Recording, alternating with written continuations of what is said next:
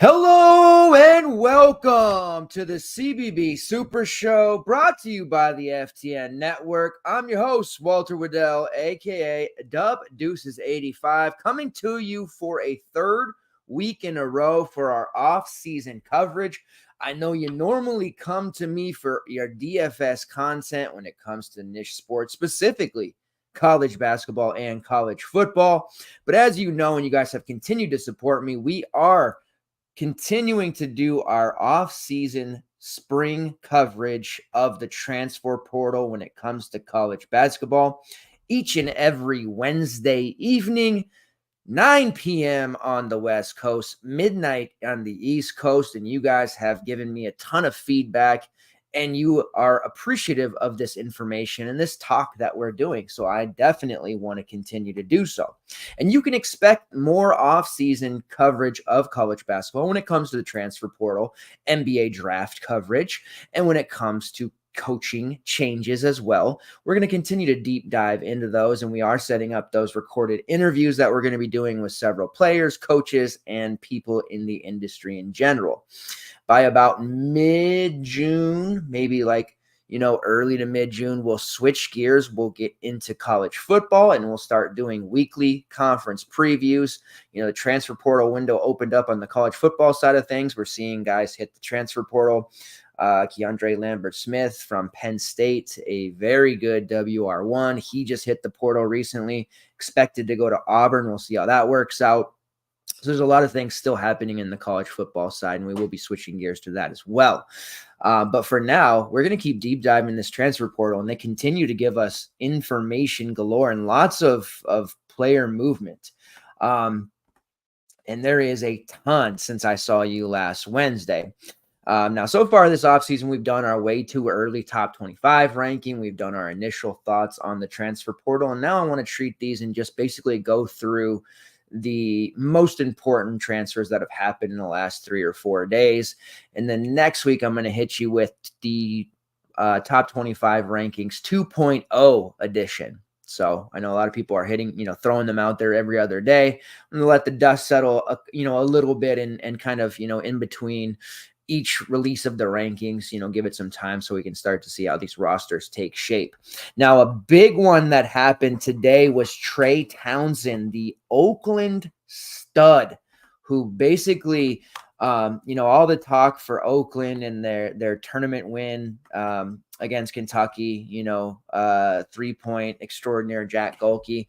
But Trey Townsend had a fantastic game against Kentucky, right? 17 points. He had 12 rebounds, 4 assists, a couple blocks, a couple steals. Like all season long, Trey Townsend was just an absolute star. And I mean, he had 30 in the losing overtime effort against NC State, 13 rebounds. He clearly belonged. And a lot of people thought when he hit the transfer portal, he spent 4 years in Oakland. He's from Oxford in the Michigan area. A lot of people expected him to go to the Wolverines or maybe Michigan State. Ohio State was in the mix, but he ends up picking Arizona. And the Wildcats, of course, they've got quite a bit to replace. Bailey Larson's going to the NBA. Omar Ballo hitting the transfer portal. Caleb Love up in the air.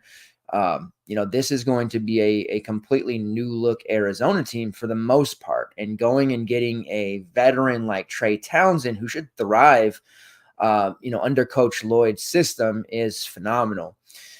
I think there's going to be no problem with Trey Townsend when it comes to transferring up. That's a lot of the talk, is how are these guys going to handle transferring up from the low to mid-major ranks? And sometimes it works, sometimes it doesn't. We know that, but we're in an era right now where it's going to continue to be this.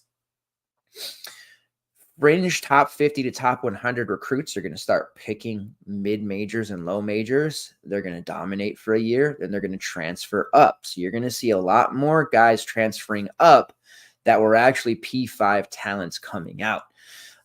That's just the way of the land right now. And then you're going to see guys who are maybe, not getting playing time in their first year or two, or they need some further development, or they're just, they're not quite ready. You're going to see them transferring from P5 level down.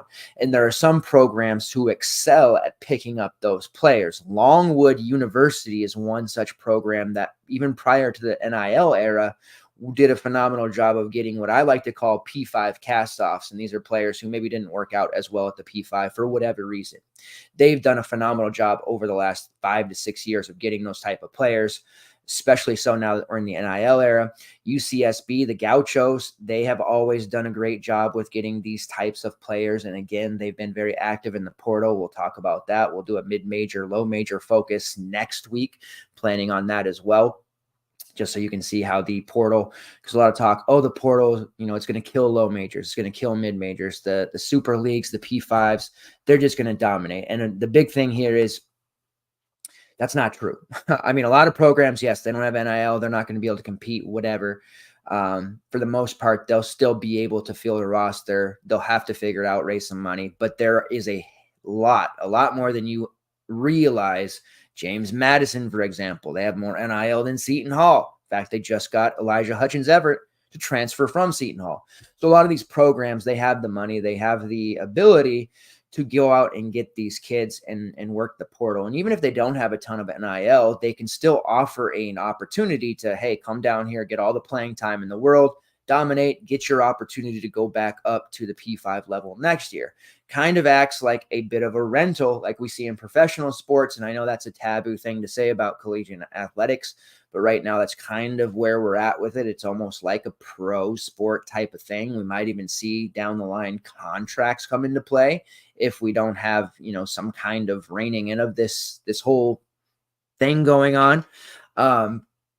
And then one other note, the NCAA did pass recently the legislation or in their bylaws that you no longer have to get a waiver if you're a multi-time transfer. And that was already happening, but now it's official. So if you transfer once, you can transfer again. If you transfer twice, you can transfer again. You no longer have to sit out to wait. As long as you're academically eligible, you can do so. But there is one thing that they snuck in there that maybe people didn't realize. With the May 1st deadline, that is the deadline to enter the transfer portal. You can still, once you're in the portal, you can take as long as you need, obviously, until classes start in, August, September, whatever. But that's not just for underclassmen transfers. In the past, grad transfers could hit the portal whenever they felt like it. One such case was last year with Cam Spencer, my man, going to UConn late. It was like midsummer, I believe, when he decided to go to UConn.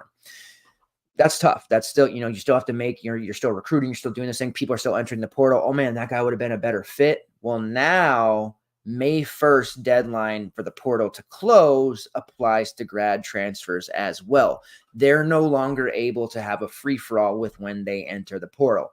Grad transfers, underclassmen alike, you must hit the transfer portal by May 1st. If you don't hit the portal by then, you're not transferring. If you do, you're sitting out a year. That's where the sit out comes.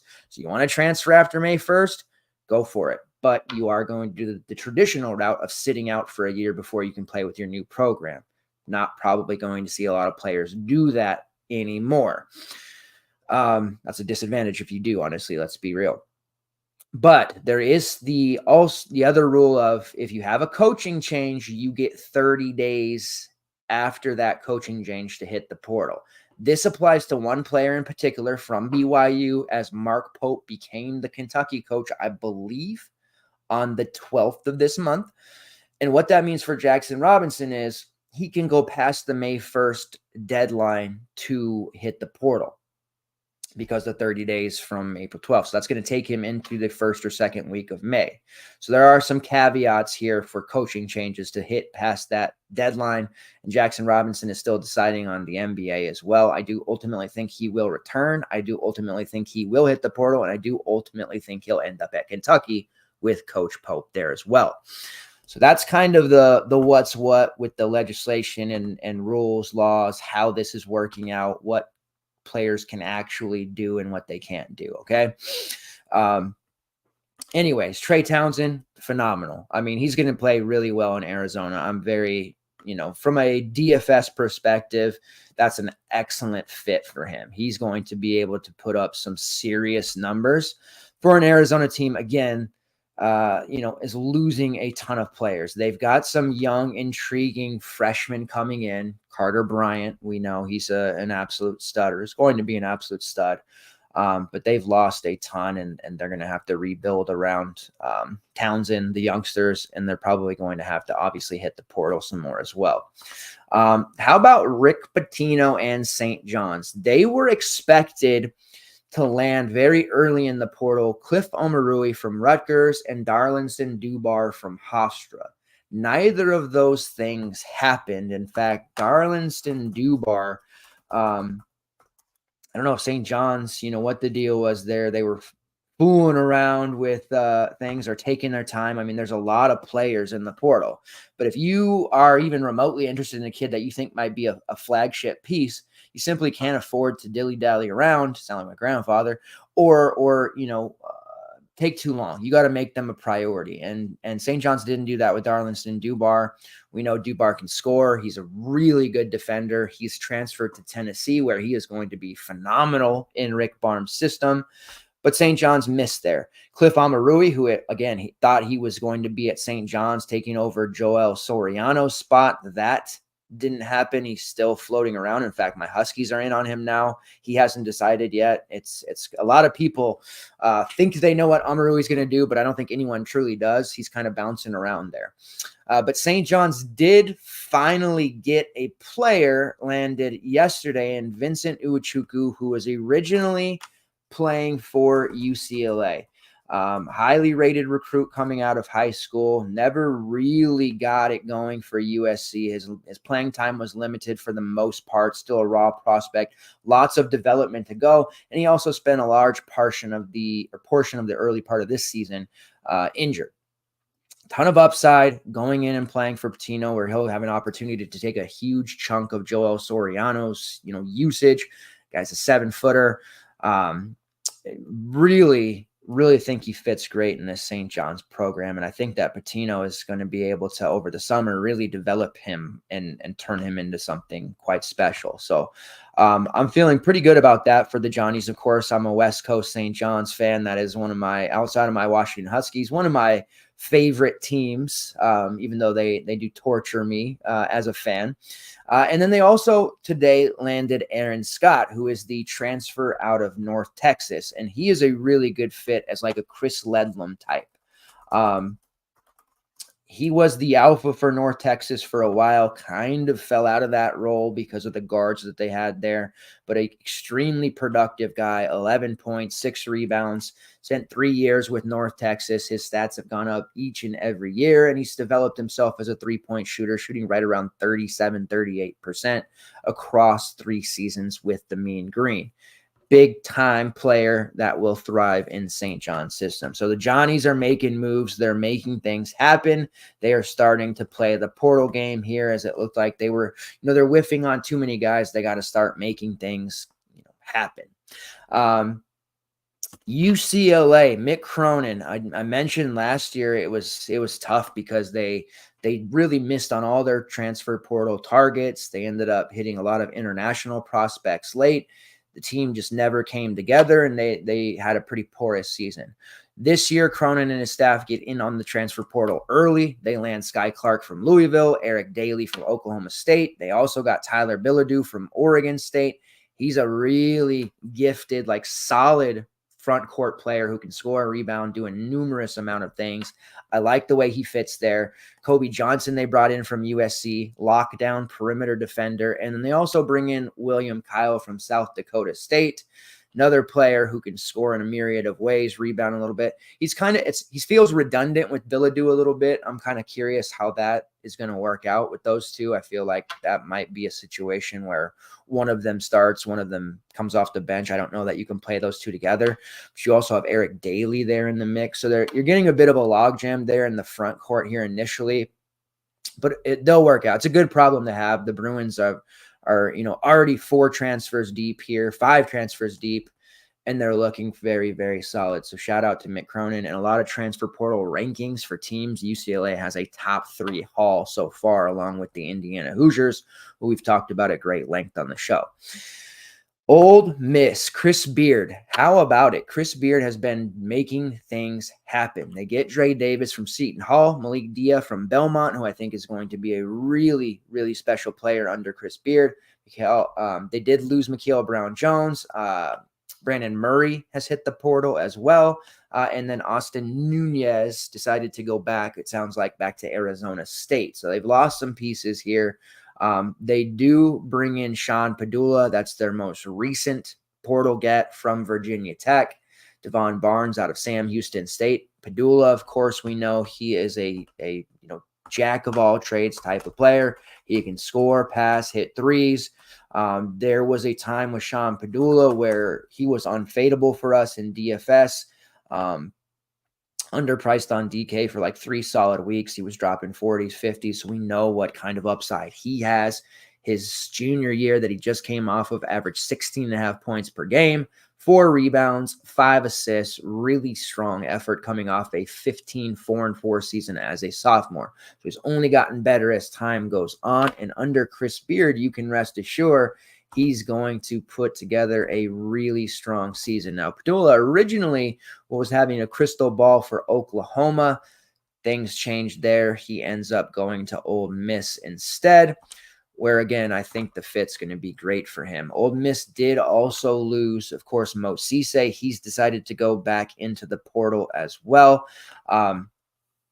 Flanagan, of course, is out of eligibility. Jamarian Sharp out of eligibility. And right now, Cisse, Brendan Murray, and Austin Nunez have all hit the portal out. Still waiting. It sounds earlier in the for Ole Miss, their season ended. Matthew Morrell said he wasn't going to come back. I guess there's still no true official word there, so we'll see what happens. And the same with Jamean Brakefield, but they're not waiting around for those decisions. And the guys that they're bringing in, Sean Padula, Dre Davis, etc., would make it seem like Matthew Morrell is not coming back. This roster is shaping up to look like a really scary group. Chris Beard getting his bearings around him in a, now after kind of debuting with Ole Miss, figuring things out. He's getting his type of prospects in. And I do think this Ole Miss team is a dark horse on paper as it stands right now in a new look SEC to possibly be an SEC winner contender at the very least. And that'll be a ticket that we talk about as we get into some betting futures here as the summer goes on.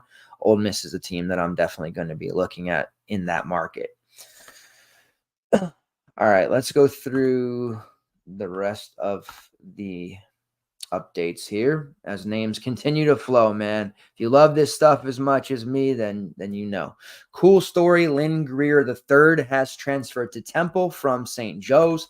Of course, his dad, Lynn Greer Jr., starred and is an all-time legend for Temple University back in, what was it, like 99, 2000, I believe. That era, that Temple team, very, very good. Was talking with a friend of mine earlier this morning about that Temple team, looking like a Final Four contender that year, but they ran up against a Seton Hall team that had a guy by the name of Shaw Holloway.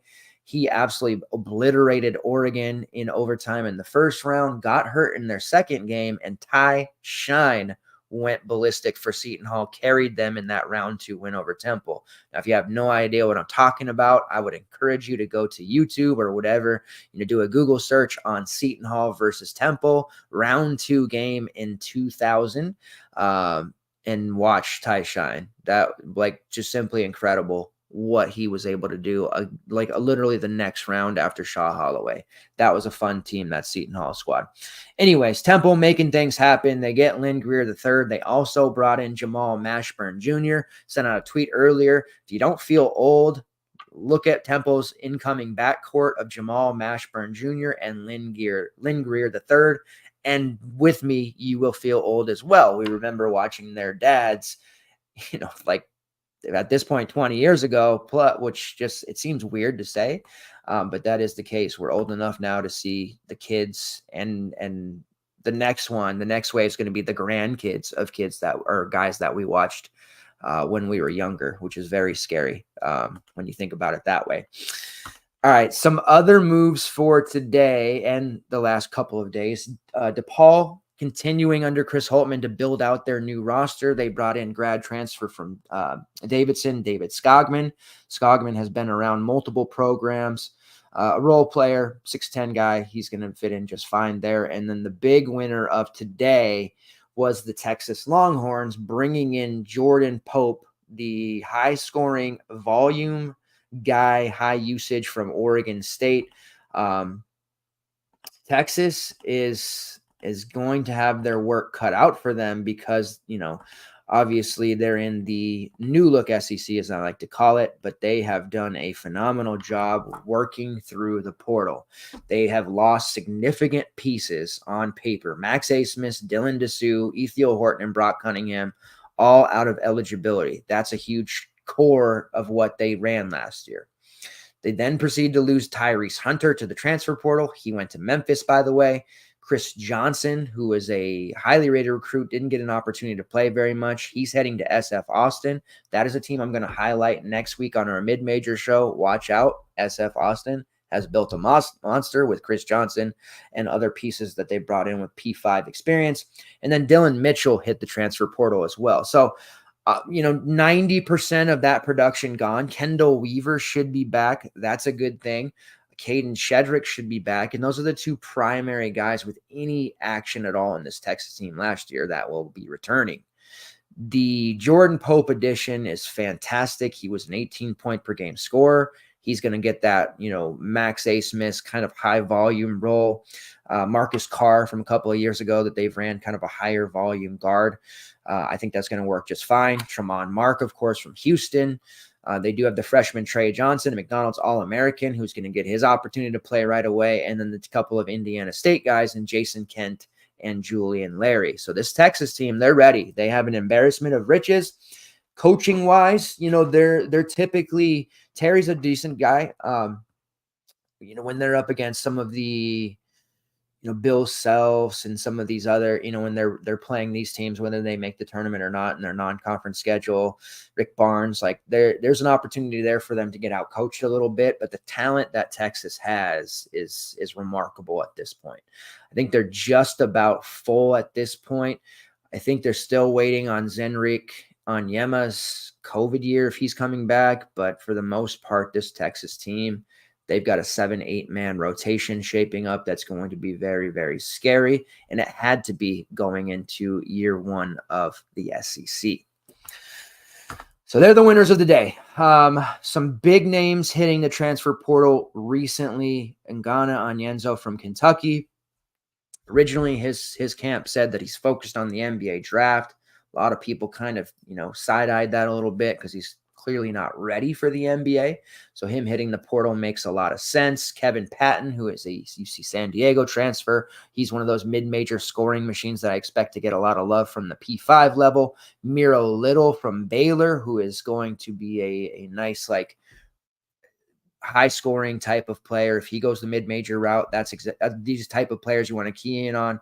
Miro Little didn't get a lot of minutes for Baylor. Watch him go to a team, in the MAC or something, absolutely dominate, come back to the P5 level next year. Atiki from BYU hitting the portal, and my man DJ Davis from Butler. He did choose the Washington Huskies. So my Huskies are off and running. It was a little slow going at first, watching all these portal moves happen and teams in our conference, which we're going to be in the Big Ten now, right?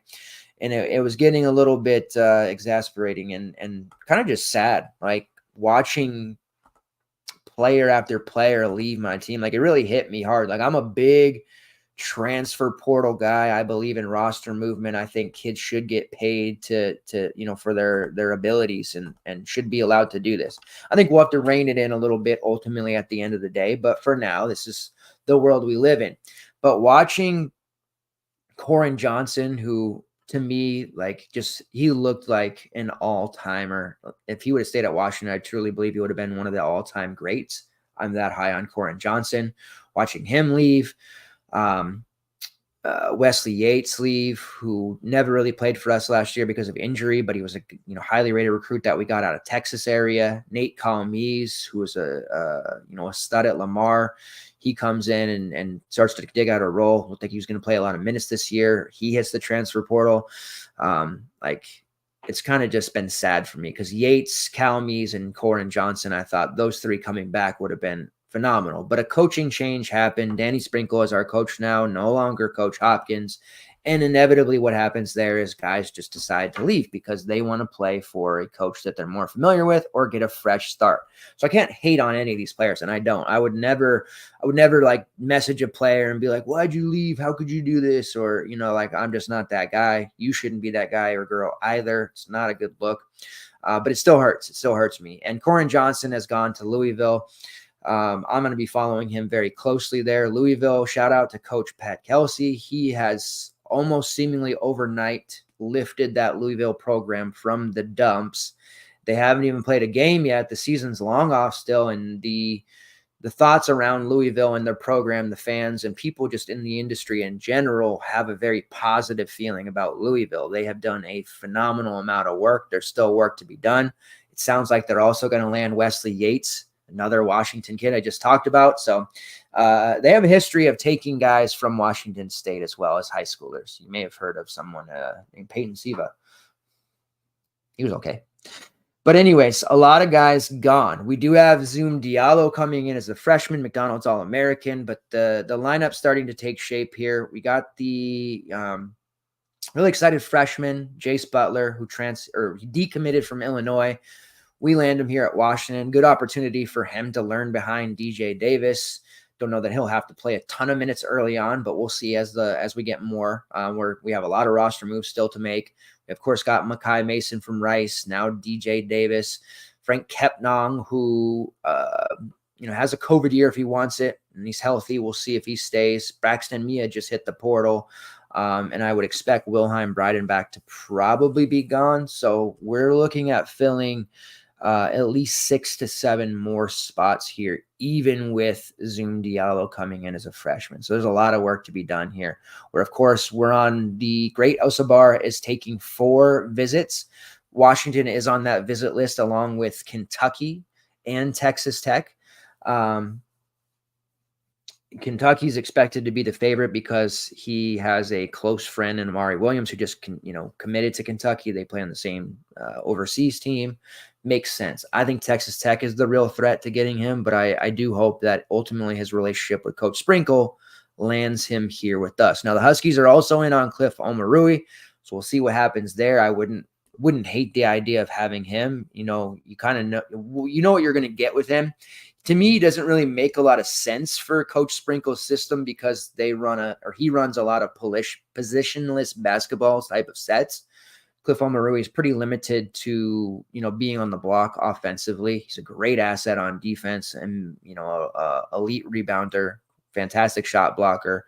So anyone like that you'd love to have on your team, but I just don't see that as a piece that makes a lot of sense for us. I'd rather have Great Osabar, but I certainly wouldn't bite I wouldn't thumb my nose at Cliff Omarui if we were going to land him. So I'm glad to see the Huskies getting some movement here by adding Jace Butler and DJ Davis in the last few days to go along with Makai Mason.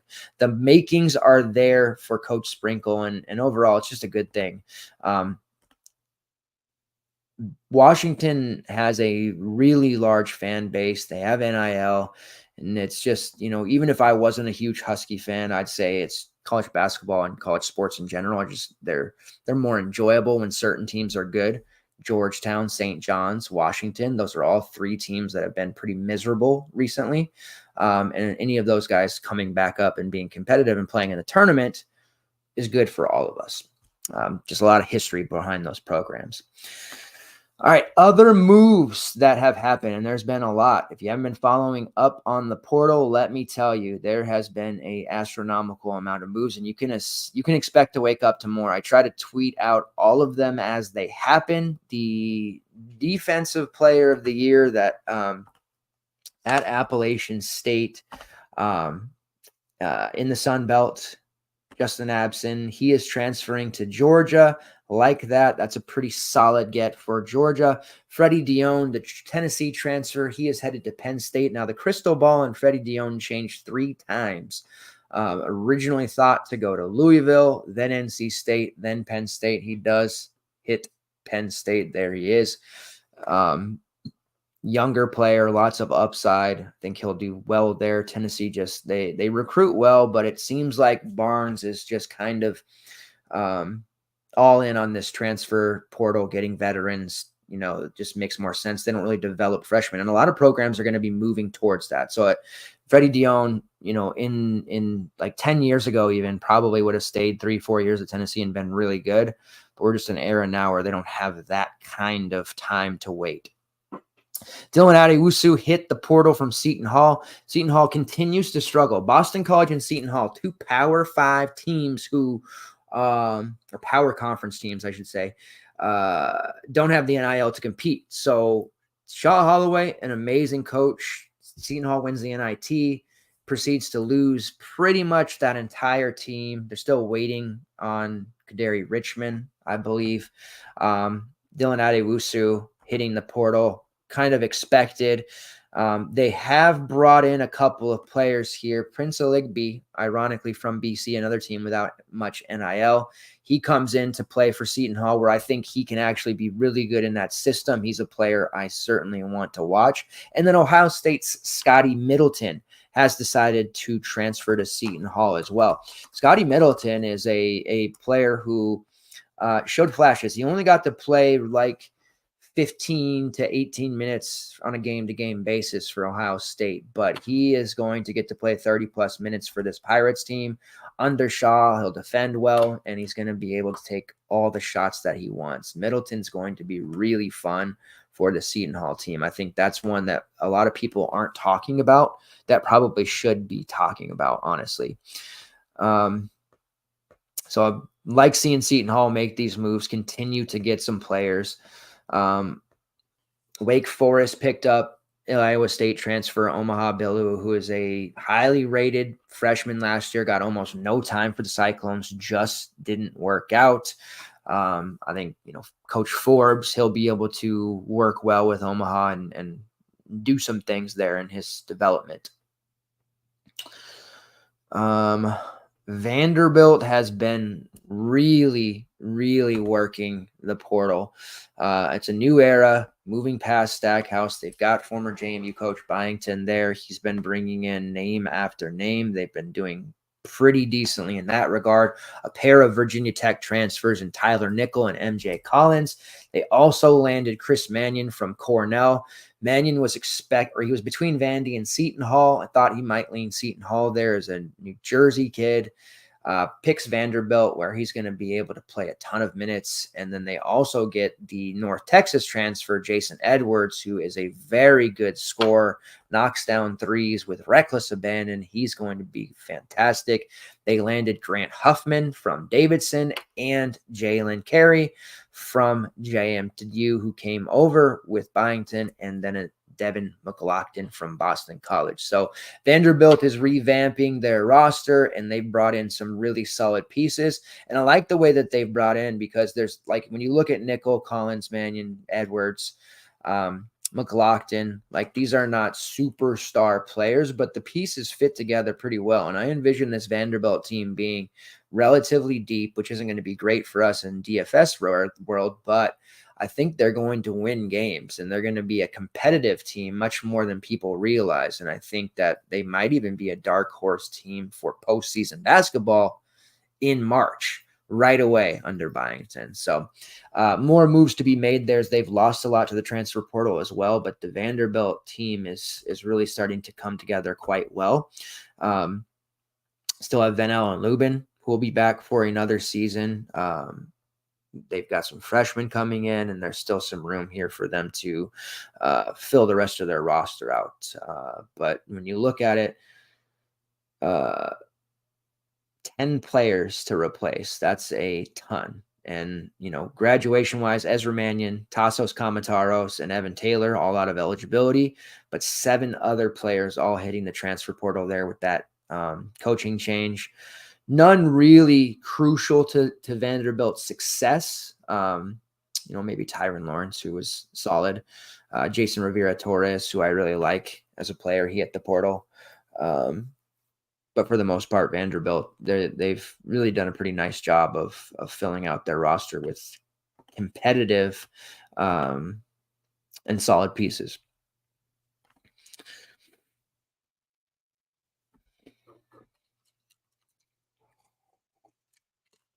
All right, Iowa State. Now, I still have Iowa State, Kansas has crushed it.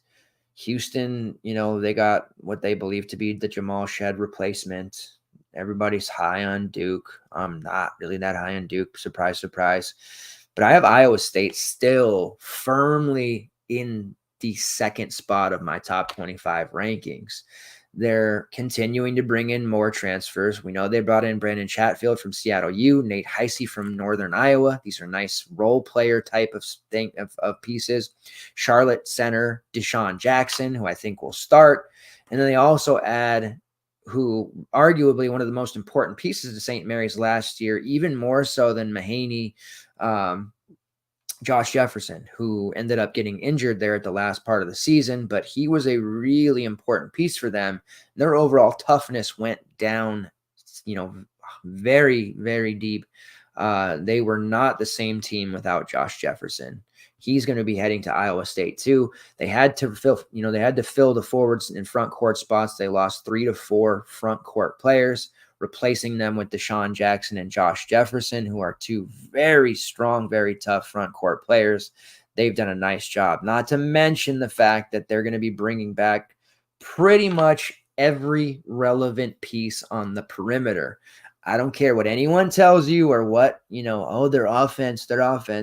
The Cyclones are a top 5 team in the country right now. And I have a very strong feeling that when we get started here and the calendar turns to November, Halloween night, we're going to be here talking and saying, hey, Iowa State is still a top 5 team in the country all these months later. Look at the rosters. The dust is settled. We know where everyone is at. This Cyclones team is going to be very, very tough to beat. I think right now they're a lock for a tournament 3 seed. And yes, I know it's sensational and hyperbole to say that when we're talking about, we're in April. The season's barely just ended. But this Cyclones team, they're very good. Otts is a rising star. He gets the most out of his players. And I really, truly believe Tamin Lipsey is going to work so hard on his offensive game over the summer. He's going to be a completely different player next season on the offensive end of the ball. And we already know defensively, they're going to be one of the best teams in the country. Houston level defense.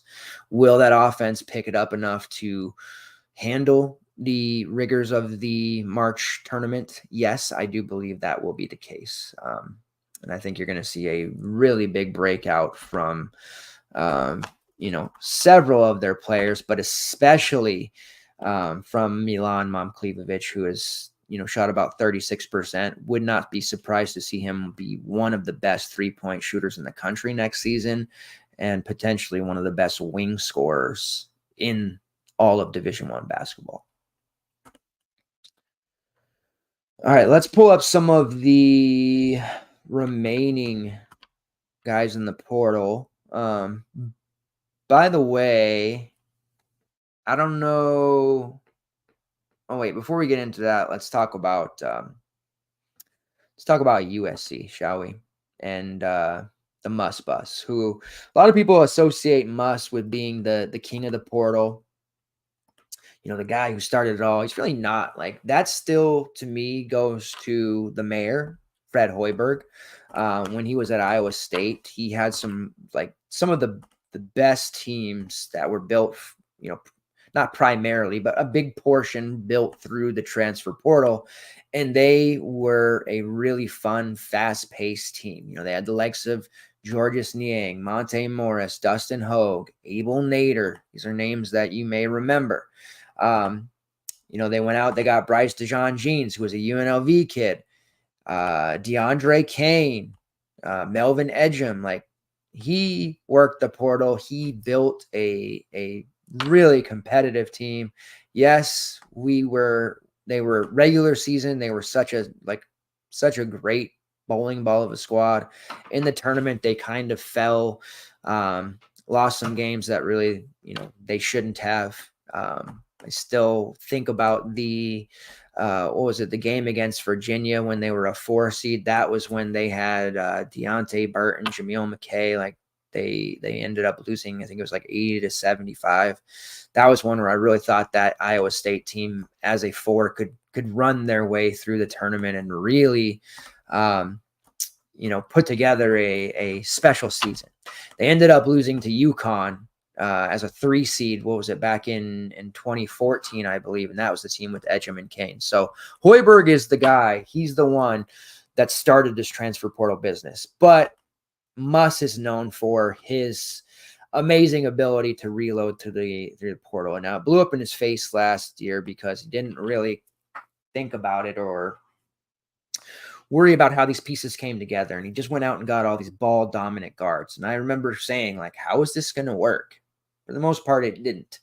Battle had a great, end of the year, but he, for the most part, they get jerked around with their minutes. So it's hard to sit here and get too excited for me with what he's going to do with USC. Now he has brought on some nice pieces here. St. Thomas from Northern Colorado, who has big time star potential. Bryce Pope, who's expected to come in there. You see San Diego, big time scorer. Sean Agee, who's a Bowling Green kid, great rebounder. Josh Cohen from UMass. We know he put up some big games DFS wise. Clark Slager, who is a Penn point guard, Ivy League, transfers tend to play pretty decently.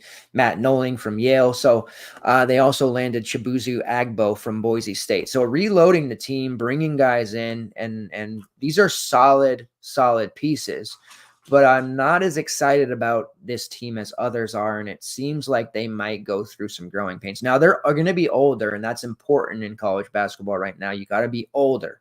But a lot of these players may not be geared up to play against this upper tier competition and the rigors of playing some, truly dominant P5 teams that are going to be on their schedule. That is my main worry for this USC team as they enter the Big Ten. I think they've got more work to do, but right now, as it stands with their roster, they're not going to be uber competitive. But I suspect that they'll get some more guys in. So we'll see what happens there with USC. But I had to mention that because they're getting a lot of flowers, and that's fine. They're working the portal. They're getting pieces. Chris Holtman and DePaul are also doing that. How about Duquesne's? Now, they get Drew Joyce as their coach now. Dan brought into retirement. Drew Joyce, he did the LeBron tweet, it made everybody think, what he was doing today on Twitter, drawing, in people, getting views, getting clicks, but he made it seem like Bronny James was going to be announced today to Duquesne's. And that obviously didn't happen, but it was pretty comical to see. But it's getting excitement. Duquesne's coming off of the tournament. Getting off of the tournament run there. They are going to have the opportunity to have some eyeballs in their program, and getting Bronny James would be phenomenal. Now, they do get a kid from Marshall in Cameron Crawford. He's a solid player there, but just the fact that people are glued to, his account, what Duquesne's is doing. So we'll see. A lot of people think that Bronny will ultimately go to Duquesne's. I think it's going to be a determination here. Obviously LeBron wants to play with his son. I think that he has enough power and influence to get a team to draft his son. And obviously with the Lakers, that's something that they would be willing to do to keep him. And obviously we know he's going to need more time, but if his dad wants him in the NBA now, he's going to be in the NBA now. There's obviously no doubt about that. All right, I mentioned Elijah Hutchins Everett. He transferred to JMU from Seton Hall. The big one from Omaha, Frankie Fiddler to Michigan State. Tom Izzo making a move here for the Spartans. A lot of people thinking that Frankie Fiddler and Chucky Hepburn, former high school teammates, would be a packaged deal. That doesn't sound to be the case. Chucky Hepburn, crystal ball to Louisville, but they get Corin Johnson, so I'm not sure how that would fit. And now it sounds like Michigan State doesn't have a lot of interest in Chucky Hepburn. So I don't think those two are going to be a package deal after all, but I suppose that's still up in the air there as we decide, or Chucky Hepburn decides where he's going to go. His Fiddler's fit in Michigan State is going to be very intriguing. Now, Izzo made it clear AJ Hoggart's not going to be back. They need a score. Fiddler, 20-point per game score, 6.5 rebounds, shot about 36%. Granted, he did that for the Omaha Mavericks in the Summit League. Summit League is competitive. Summit League has a history of producing solid players who have transferred on to the P5 level. One player that you may have heard of from the Summit, Baylor Shireman, who had a successful 2-year period for Creighton after dominating for South Dakota State. Now we're seeing William Kyle go to UCLA, Zeke Mayo going to Kansas. You know, the Summit League produces. The Summit League has talent. So there's reason to believe that Frankie Fiddler will play exceptionally well for the Spartans, and he will be a focal point. There's absolutely no doubt about that whatsoever. Mike James ends up at NC State from Louisville, kind of a combo wing. Pharrell Payne transfers to Texas A&M from Minnesota. Those are the other big ones that have happened in the last 24 to 36 hours. Brian Celebang from Arizona State to McNeese. Now, a lot of people thought that, you know, the American gangster Will Wade would be taking some of these P5 jobs. I was pretty confident that he'd be back. He said he wanted to spend at least another year at McNeese State lifting them up. And being who he is, the talent that he has in McNeese State running through their conference last year, it wouldn't be unfathomable to think that they'd land a couple high-profile transfers. Brian Celebang, he was very good at Tulsa, not so much at Arizona State. Look for him to be an explosive option for McNeese State. Brandon Angel transfers from Stanford to Oregon. I like the fit. I think Brandon Angel, statistically speaking, one of the more underrated DFS options in all of college basketball. I think that he would be a pretty strong fit there. And then as far as the Sycamores go, we know that Larry and Kent went to Texas. Isaiah Swope and Robbie Avila have both decided to follow their coach to St. Louis. That was pretty well expected. So part of his Sycamores team following him there to the Billikens, Isaiah Swope and Robbie Avila. And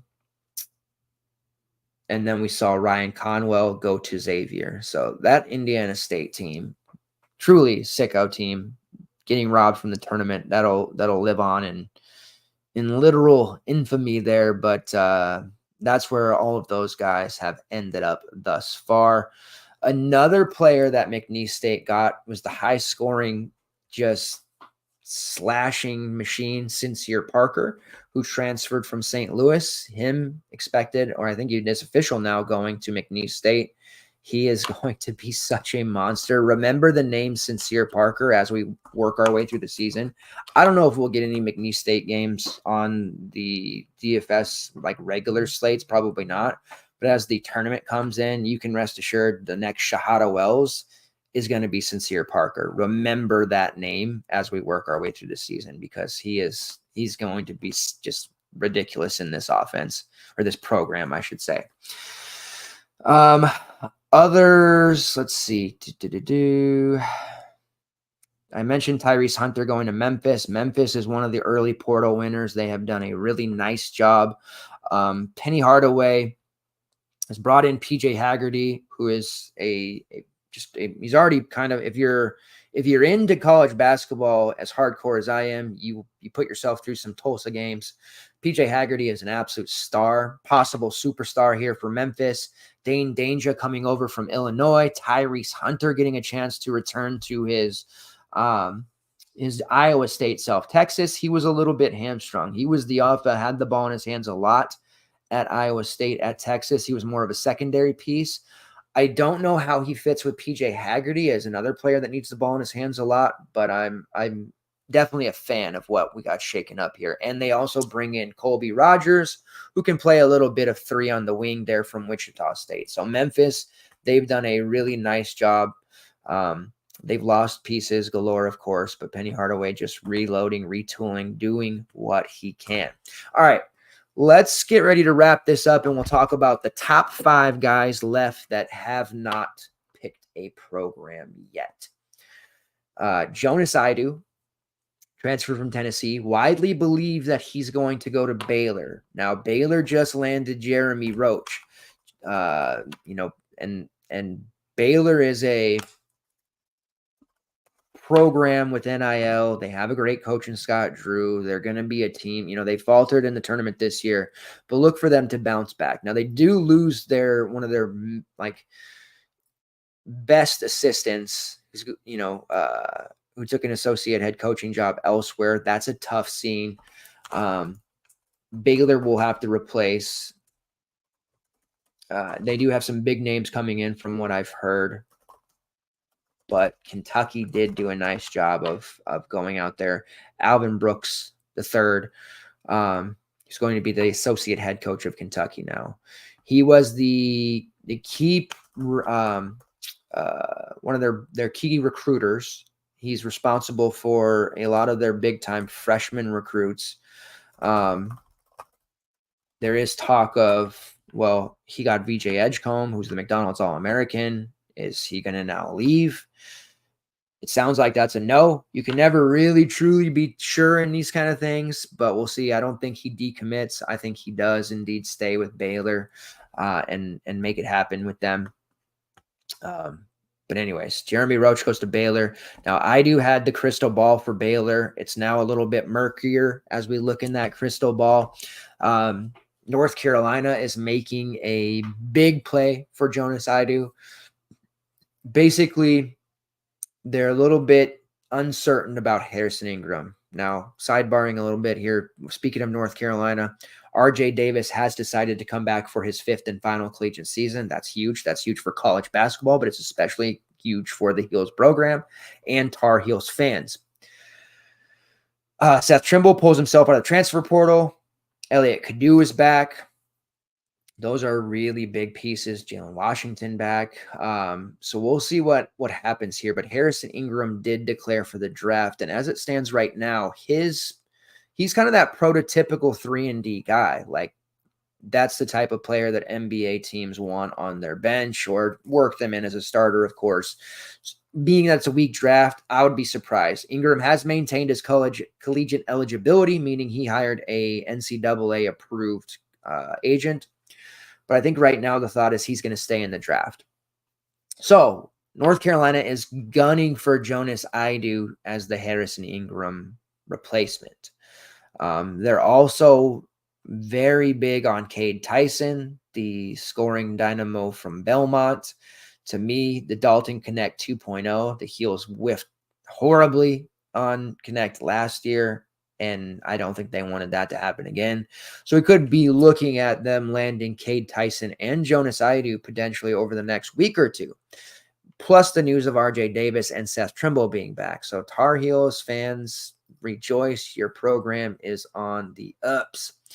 Vlad Golden still hasn't decided yet. It's widely expected he's going to follow Dusty May to Michigan. The problem, Michigan's admissions office and their credits, they're historically known for being difficult. We've seen, they had Terry Shannon in the can. He couldn't get in there, so he goes to Illinois instead, has a huge season for them. You think that Michigan would have loved to have Terry Shannon last year? Obviously. John L. Davis also going to follow Dusty May to Michigan. Problem, his credits, the admissions department, everything is disaster. It's just like every year they would have had Caleb Love. He couldn't get in either, and here we are, another year, another big transfer guard, Janelle Davis. It sounds like he's rerouting himself to Arkansas, so we might see or hear John L. Davis announcing to Arkansas here soon, along with Boogie Fland, who is the best point guard for my money in this class. He decommits from Kentucky and possibly follows Calipari to Arkansas. So John L. Davis just not able to follow his coach, it sounds like. Vlad Golden is, I think they're going to get him through, but it's still in the air. He would have already, committed to Michigan. Hasn't happened yet. Michigan's made some moves, but Vlad Golden's still kind of flapping in the wind. Not quite official just yet. Davon Smith hits the portal from Utah. Triple-double machine. We love Davon Smith. He racks up stats like no other. not a great option for Georgia Tech, kind of just a not even a secondary option, just a deep bench play. Comes to Utah, absolutely flourishes. I'm a bit surprised to see he doesn't stay at Utah. I'm guessing he's going to try to get himself into a different NIL situation that offers more money. But Davon Smith, obviously a highly sought after player at this point that he has hit the portal. Rylan Griffin is the number 4 on this top 5 unsigned list. Griffin, crystal balling to Kansas. They've made some huge moves. With Kansas, it seems like it's no longer a foregone conclusion that he will end up there. When you look at let's pull it up here, the Kansas roster, they've pulled Riley Kugel, Zeke Mayo, AJ Storr was the most recent. They've got some pretty big pieces that have come in, along with DeJuan Harris returning, KJ Adams, and what I would suspect to be Hunter Dickinson. I don't think Johnny Furphy will be back. They do also have the freshman Flory Bendunga, who is a really intriguing option. And they just had a 5-star decommit today, but that's kind of a Kansas tradition at this point as they work their way through the portal. So they're just about filled up, but we're still waiting on the Rylan Griffin news. I wouldn't surprise me as you look at this roster now with Harris, Mayo, Storr, Elmarco Jackson, and Riley Kugel. Griffin may not be wanting to jump into that just yet, although if he did, that would be a good problem for Kansas to have, as they're now going from a depleted bench, no depth at all for the last 3 seasons, to now having an embarrassment of riches and one of the deepest benches in the entire country. But I don't know if Rylan Griffin wants to go into that situation. He's a highly sought-after player. He is a great scorer, 3-point shooter. Similar to Kobe Brea in that regard, no shortage of programs trying to sign him. So we'll see what ultimately happens there with Rylan Griffin. Pull it up here. And then the last player unsigned, this is going to be from Evan Meyer rankings, Pop Isaacs, who was cleared. I don't know how many of you follow the whole legality stuff there, but Pop Isaacs had some less than savory accusations happen. The court case and charges were thrown out there, so that won't be hanging over him. There was talk of him going to Washington at one point. There's been several other teams in the mix. We'll see where he ultimately goes, but now that criminal stuff will be behind him, some program's going to be getting a really gifted scorer and defensive presence. Needs to work on his efficiency a bit, but definitely a guy that anybody would want to have on their program. All right, let's check Heat Check. There is let's check at Heat Check Hoops on Twitter. They are a great follow. They basically post crystal balls. 247 Sports, On3, the more trustworthy recruiting sites in the industry. They basically post whenever there's a crystal ball on one of those sites, they post it, and it's been pretty accurate.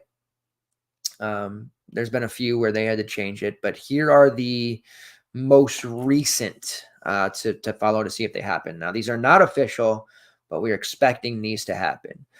2024 5-star Liam McNeely, originally an Indiana recruit, decommitted from them. He's not officially at UConn yet, took a visit, and he does have a crystal ball there to UConn, and I would suspect they sealed the deal with him, as he's going to be coming into a very favorable situation in which he'll probably get to start immediately. The kid can score in a variety of ways, but he has mega distance. I think he's perfect for UConn. Villanova transfer Brendan Housen, another 3-point specialist. He has a crystal ball prediction for Kansas State. That would be interesting to me. I think that's a good fit there for just, DFS purposes in general. I would certainly be interested in that. Northern Illinois transfer Xavier Amos, 14-6, averaged last season for NIU. He has a crystal ball for Virginia currently. Kobe Elvis had a crystal ball for Oklahoma, but he's officially gone to Oklahoma now, so that one's out. And then BYU transfer Richie Saunders, expected to follow Coach Pope to Kentucky, currently has a crystal ball for UK. as you could imagine. All right. That's going to do it, but I want to talk a little bit about the the short that we released on FTN earlier today and what we're going to be doing going forward. Um, going to be doing a weekly transfer portal player profile on somebody that hasn't picked a program yet, hasn't been signed, or uh, officially picked a spot. And we're going to do that every week, once a week. We're going to pick one player. And that's not just going to be like, we're not going to go and be like, okay, let's highlight, Dylan Mitchell, all these rankings. Let's talk about Cade Tyson. Nobody knows, like, these are players that people are quite familiar with. We're going to take some players who are maybe not as known and really just try to put a focus on them and maybe make something happen from it and be a player that maybe you weren't familiar with before, but now you are after watching our video, and it's going to be somebody that you can root for. Now, it was an easy choice for my first video. Have a relationship with Central Arkansas transfer Carl Daughtery Jr. and his dad. Talk a lot with his dad. Really great family. I'm very thankful that they have allowed me to take this journey with them. Tell me about when they have visits, when they're getting phone calls. They're getting a little discouraged at first because there's so many names in the portal, and it's really cool because now I get to see this aspect of it that I wouldn't ordinarily get to see. Right. I was not a D1 basketball player, so I didn't get to do this. My 2-year-old son, who's upstairs asleep, like, I got a basketball in his hand while he sleeps. So we'll see. Maybe we'll get to go through this process one day with him. But this is just kind of that back end stuff that you don't get to see, and I get to hear about it and how exciting it is. And we're doing a lot of work behind the scenes. And now he's got, St. Peter's checking on him. He's got a visit lined up with Northwestern State. Like, there's a lot of cool stuff happening, and I'm really excited. So if you haven't got a chance to see that, it is on our Twitter at FTN Fantasy and on IG, same handle as well. Or you can see it at WDeuces85. Please support, like, share, comment on those videos when we release them. The more eyeballs that see them, the better. Your best gift you guys can give to me is your continued support, and I'm very thankful, and I do not take that lightly that you guys choose to watch me each week when you could be doing almost anything else. So I appreciate that very much. As far as content the rest of the way, I'm also going to be really into TBT. You guys, anyone that's followed me over the years, know that when the TBT tournament's coming up, I'm super into it. I do a TBT league. We have prize picks that we do for TBT, trying to get DK to do DFS for it again. They did it during COVID. I don't think they'll bring it back, but I ask every single year. And there is a partnership they've done with Fox Sports, so the games will be more readily available to watch this year, which is a good thing. And anyone that, reminisces, or if you look at Ken Palm pages and you find yourself getting lost on roster pages, TBT is perfect for you. They have alumni team. They have, different roster conglomerations and a lot of former collegiate stars, overseas guys. It's a really fun tournament to get involved with, and I'm going to be doing full coverage for that each and every day that tournament is going on. So TBT, weekly CBB, we're going to be doing the player profiles from transfer portal stuff with Portal Kombat. Hopefully you guys like that. And then, of course, we are gearing up and getting ready. Myself and Jake Kuchek, my partner in crime when it comes to college football, we are putting together, or will be putting together, conference previews and dropping that content sooner than you might think. Appreciate it, everyone. Continue to check out what we're doing on the FTN network. Again, we've dropped everything together: FTN betting, FTN fantasy, so the dynasty season long, and FTN daily. All of it into one, FTN fantasy. And you know what? There is a VIP package program going on right now. $25 a month for access to every sport: betting, season long, dynasty, daily. Everything $25 a month. It's criminal how cheap it is.